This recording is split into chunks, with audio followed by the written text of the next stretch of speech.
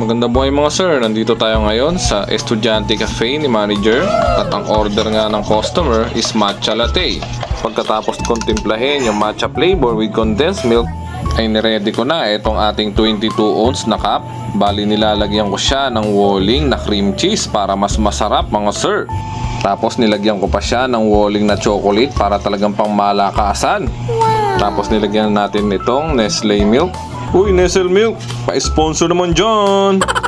Tapos lagyan lang natin ng ice and ilagay na natin itong matcha flavor. Wow! Nakakatakam naman yan. Kaya ano pang hinihintay nyo? Tikman nyo na itong matcha latte by Estudyante. Matcha latte? Pagdating naman ng hapon ay ginawan ako ng crackles nitong si Mrs. Bagong menu niya pa lang ito, magte-taste test pa lang kami kung masarap. Pero itsura pa lang, napakasarap na. At nung tinikman ko nga, grabe, ang sarap. Pwede na! Pero may kasabihan nga tayo, to taste is to believe. Ito namang isa ay crackles with crushed biscuit with caramel sauce.